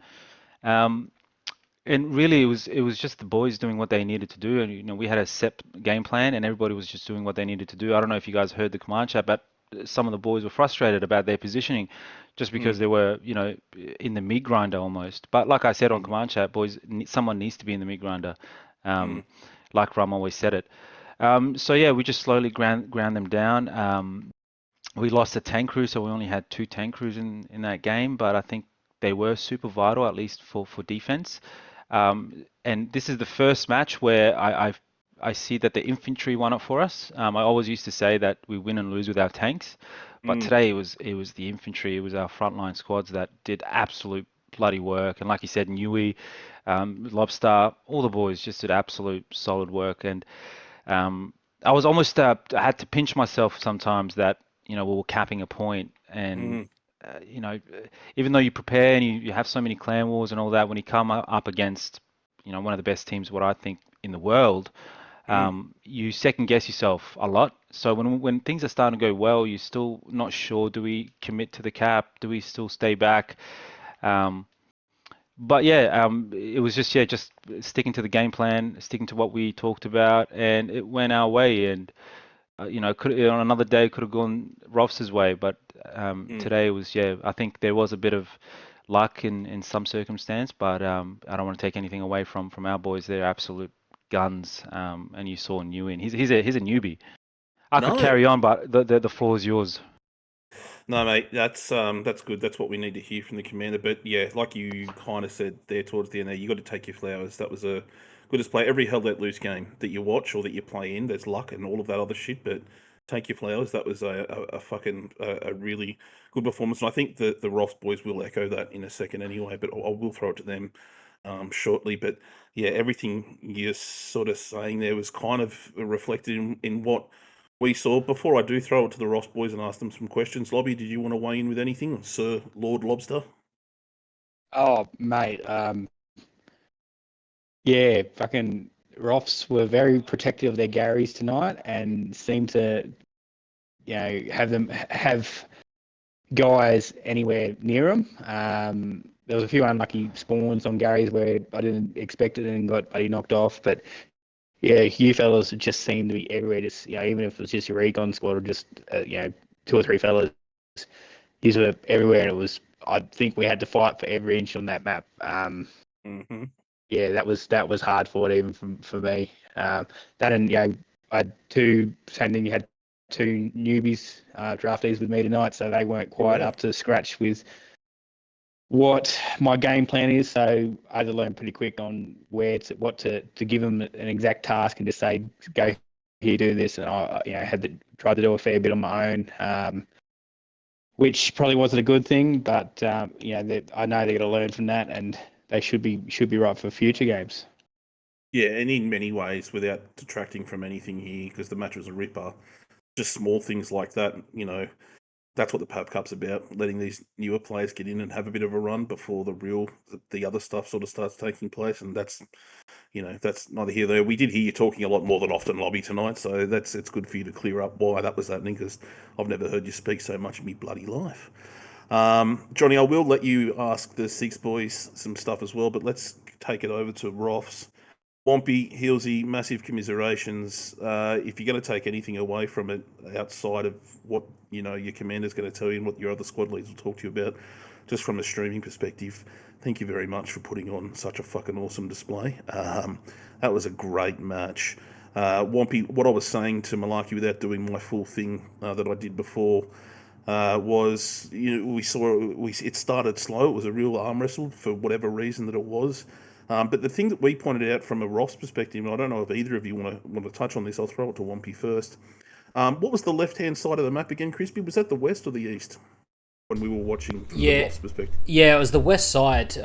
We just noticed that there was a bit of a lack of forward-placing Garys on that west side. They had a couple of deep, the ROFS had a couple of deep blue zones on that west side, but not a lot on the front line, and we could see Lobby pushing that side as well, and they managed to get a frontline blue zone up, and then they managed to get a deep red zone in on that west side, and that seemed to be where a lot of the pressure was coming on St Mary, particularly on that midpoint, but also on the fifth point as well.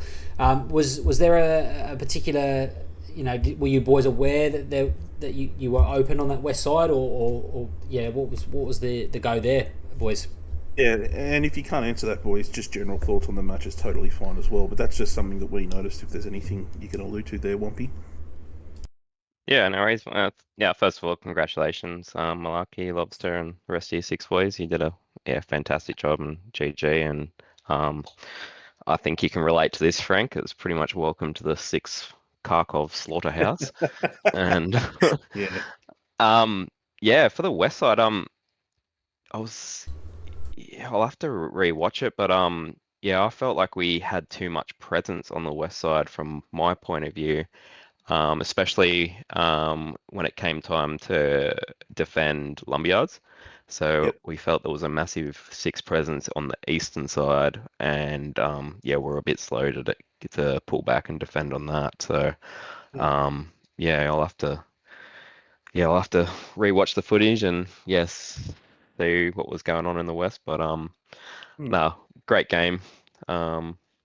Six did an amazing job, and it was spicy. Yeah, nice. Good answer. Thank you. Heelsy, general thoughts? Where are you sitting? Pretty devo, but I just want to lead as well by saying congratulations to Malarkey and Lord Lobster, boys, and the rest of the Six crew. It was a cracker match from the start there. I think that has been our strength for a long time, that organisation to be able to cap midpoint, and that showed through. So I'm really, really proud of the way that we started as a clan to be able to get that done. And we also had a few new guys join us. I'll do a quick shout out to Sergeant Doot, who I've been playing with all week. He's just joined ROFS. Did he? And it's like we're missing like two people with a couple of minutes to go, and I message him in the lounge chat and I say, mate, you're up, and he goes, cool, I'll just snap off this turd and I'll get on. So he was on the toilet in the middle of it, but he jumped on and had a cracker game. He was running around in Crash's group. I think I liked what you were saying. It was that sort of, we had that front door for a while, and then that wide flank out west, and we were able to put pressure on the fourth point.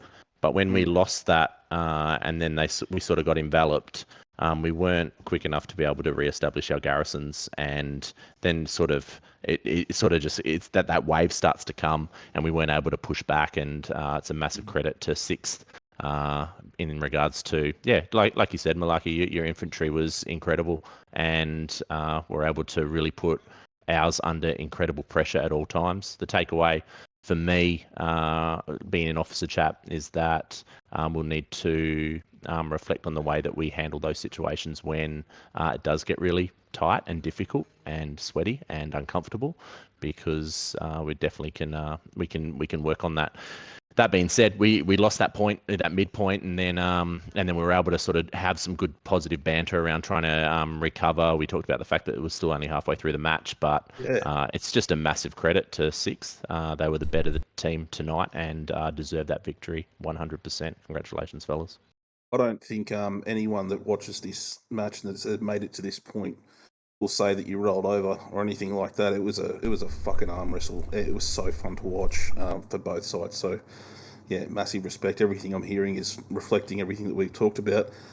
Johnny and then Crispy, we'll start wrapping this up so the boys can go and get some rest, or Malarkey can go and get a belly dance on maybe. Johnny, anything that you ask the boys? Yeah, no questions from me, boys. Obviously, congrats to the Sixth on the win. Great performance from you guys. Obviously, I think some attention needs to be paid to the ROFS defense. To be able to pull that last cap back the way that you guys did twice or maybe even 3 times from memory was pretty incredible. And the pressure that you still managed to put on the next cap up, even given the fact that you were losing your last point, is a credit to the team that you are. So well done to both teams. It was a hell of a match to watch. Yeah, nice. Crispy? Yeah, boys. Look, I've got a few questions. I think Malarkey said it last week. I could talk about this game for hours, so I'll try and keep them brief. Firstly, congratulations to the Six. Well done, Malarkey and Lobby. You boys played absolutely impeccable tonight. ROFS, commiserations. I know it's always tough doing an interview after you lose, you get the 5-0, but by no means was it a steamroll. It was such a great game to watch. It was an arm wrestle back and forth. We saw the midpoint, change hands, and it was constantly getting contested and defended and captured, and it was really, really good to watch. Even when ROFS had been pushed back to their last point, we were saying, and you'll hear it on the stream, that don't write them off. They're still contesting the 4th point, and that you were still applying that offensive pressure. Something that I certainly felt that we as the 11th lacked last week against you guys. So it was an awesome game to watch. I just want to direct this one firstly to Malarkey.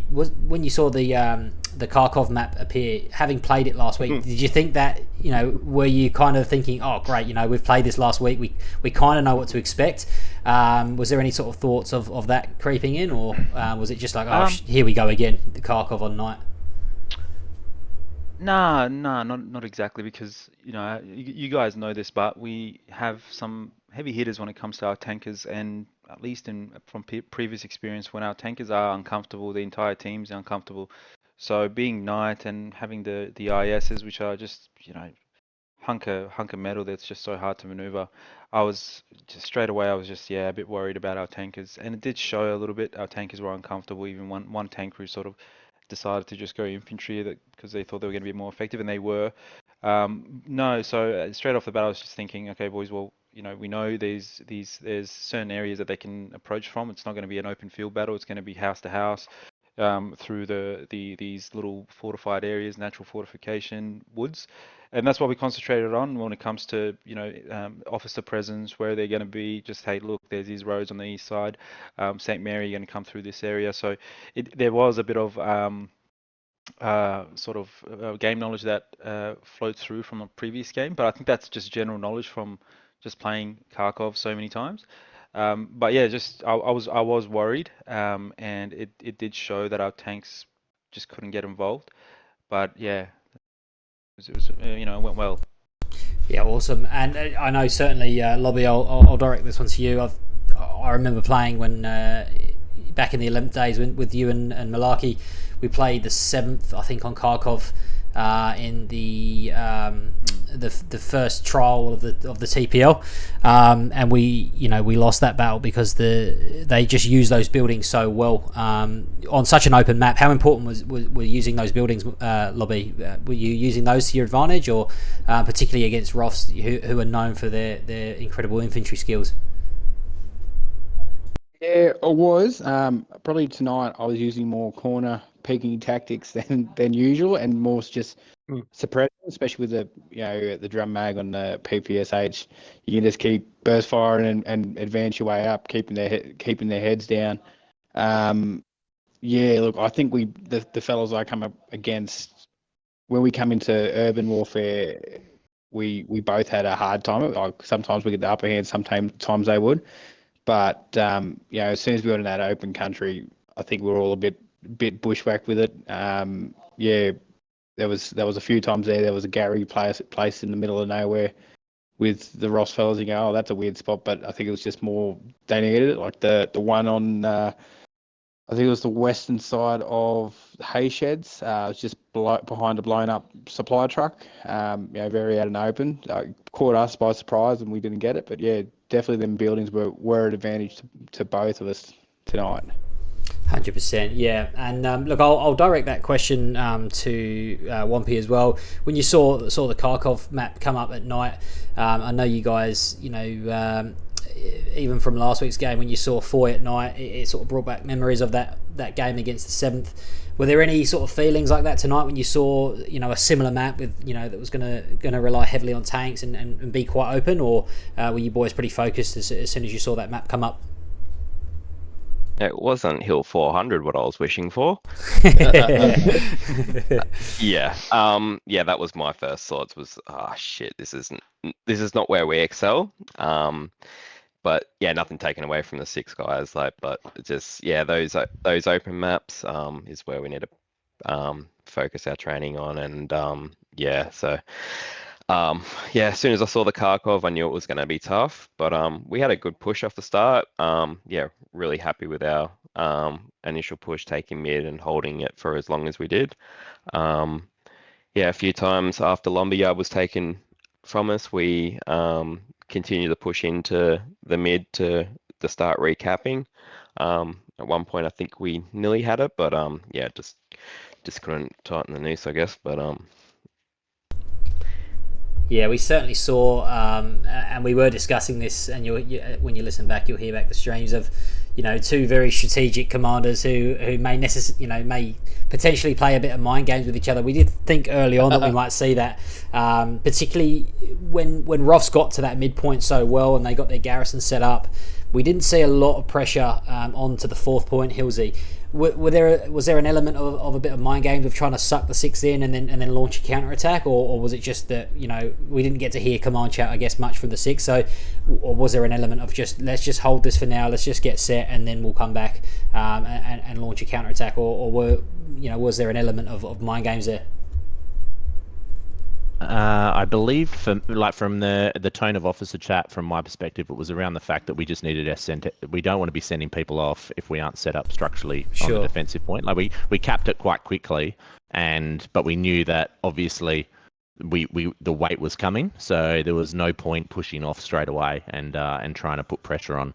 Let's set ourselves up well on that point to then mount a push, and I think that showed, because then we were able to get a frontline Gary. We were able to get a flanking Gary, and then there was that was sort of the first sort of half an hour, but then it's massive credit to 6. They were able to take those down from us and then envelop us. But yeah, no, I don't think it was mind games, bro. I think it was the office chat was pretty calm, and it was very much around we want to set up structurally first before we do anything. Yeah, for sure, and we certainly gave credit to Rum. I said, Rum certainly comes across as the person that doesn't panic much, and we could see that you boys were still contesting. You'd lose a point, but you'd still contest, 4th or 3rd point, on multiple occasions. And I think Rum is very much that sort of flows down from the top. I think he's the kind of person to not lose his head and start panicking, and I think that goes onto your squad leads, which then reflects onto the squad members. So I didn't hear a lot of panic in the ROFS boys, which was really encouraging to see and really good to see. So I think you boys, held your own. It was just a phenomenal arm wrestle, and I don't think anyone saw that result coming, to be honest. So look, I'd just like to wrap my questions up by saying congratulations to the 6 and commiserations to the ROFS. I know, as I said, it's always a tough pill to swallow, but you boys have been in incredible form, and I'm sure you're going to bounce back strong with a point to prove next week. Nice. Well, we'll just have a quick look at the league table, boys, because we'll have a look at the latest. So, following on from tonight, we see the 6 move into first place, securing that bonus point. So, ROFS are going to need to have a bonus point win to pull level. Lost. Yep, and the 6 are going to need to, obviously the 11th are going to need to beat the 6 to do ROFS any favours. So yeah, it's starting to shape up, boys. We've got the OG derby tomorrow, the 11th versus TMC, which is always a slugfest, no matter what map it is. Looking forward to that one. I'm sure Frank's going to be hunting me with his says. Yeah, what do we reckon on that one, boys? I think it's going to be a good match. Mathematically speaking, 11th and TFMC are out of it, but they've still got a big role to play in what's going on. So you want momentum going into that next week, because next week, being Australia Day, teams are going to be potentially a little bit lighter, which we knew from the start when we organised it all. So you want a bit of momentum tomorrow, so no one's going to want to lose so crisp a lot. So it'll be a absolute banger of a match. And who's running that tomorrow for us? Is that Haxel? No. Who's running tomorrow's stream? I believe Wampy's is going to run that for us. So that'll be me. He's Wampy. I'm going to teach him the ways of the Pav Cup producer, and I'm sure he'll pick it up. Look, let's face it, if I can pick it up, I'm sure Wampy can. So, I honestly, I only asked that to make sure that everyone did know that Wampy was stepping up to the plate with less than 12 hours notice, really. Yeah. So I'll just touch on it as well. I got a bit defensive through the week.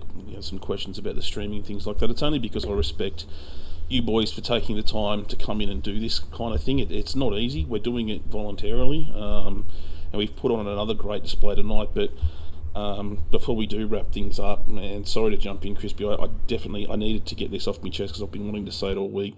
Malarkey, Lobby, Wampy, Heelsy, and all of the boys that streamed tonight, thank you so much for putting in your time and letting this happen, because without you boys, it'd be a couple of blokes sitting on a microphone, talking nonsense. So we couldn't do it without you. So to all the streamers, thank you so much. This match is exactly why we wanted to see the Pavlova Cup become a thing, because Oceania just puts on absolute awesome matches. So thank you to the 4 of you. Thank you for coming on and having a chat tonight.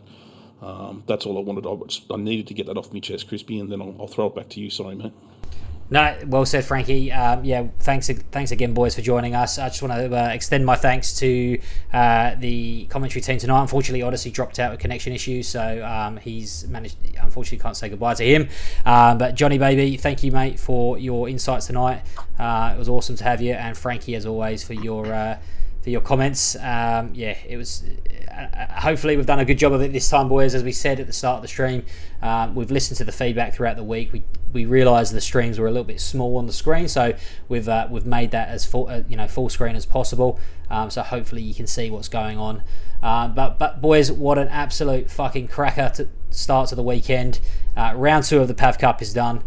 Tomorrow we have the 11th versus TFMC to wrap up round 2. Thanks again, boys. Tune in tomorrow, and we'll see you next time. Cheers. Well done.